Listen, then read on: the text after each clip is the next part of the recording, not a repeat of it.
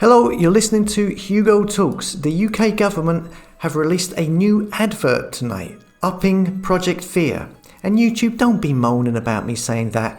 It is what it is. It's an advert designed to make people afraid so that they stay at home. Here it is in the Daily Fail. Government airs terrifying new TV ads featuring sufferers as ministers are accused of scaremongering. I don't understand this thing about them being accused of scaremongering. It is scaremongering. Like, it's obvious. That's the whole point of it, isn't it? It says here, the shock tactic ads will feature close-ups of patients wearing oxygen masks. There will also be TV and radio adverts featuring patients and NHS staff. But Tory MP Craig McKinley told Mail Online the warning was like Project Fear, he said.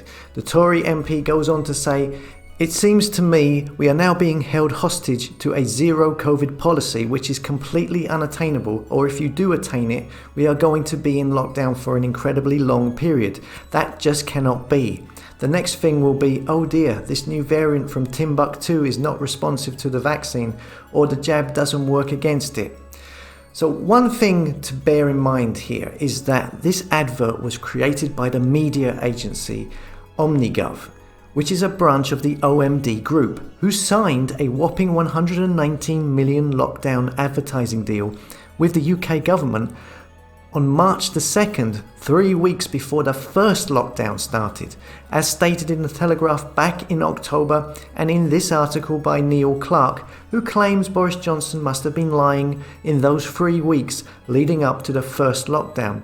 As if you recall, he and the government said they wanted to try herd immunity and gave the impression they didn't want to do a lockdown. But all of that time, they had already signed a 119 million advertising deal with the OMD group, which was specifically about lockdowns. So seeing that this advert comes from them, I'd imagine this is also from that same payment way back 10 months ago, unless of course they have paid them extra for this advert, I don't know. But 119 million is a lot of advertising revenue, and it would go a long way. So there is a possibility that this advert was paid for way back before the first lockdown.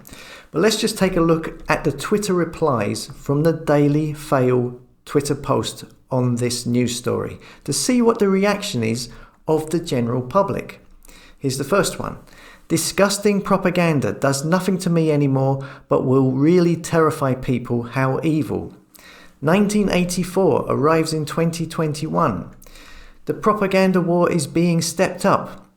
What are they scaremongering? The truth? What a shame they didn't embrace the truth in March.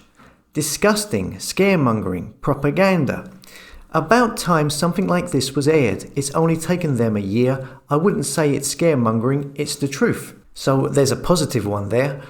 That works with smokers, doesn't it? How about the government looks in their eyes and tell them they haven't failed them?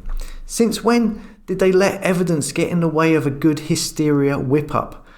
Look my kids in the eyes and tell them their education means F all. Psychological warfare. And well, there are a few positive responses in between all of that lot, but generally on this post, it's pretty much a negative response. Let us know what you think in the comments. Let your opinion be known. Come and give us a follow on the new Telegram channel. 2,600 people now. There's also a chat room on the Telegram channel, which is quite busy. And come and subscribe to my website, hugotalks.com, in case YouTube censor this channel at any point in the future and we can keep in contact. I'll see you later.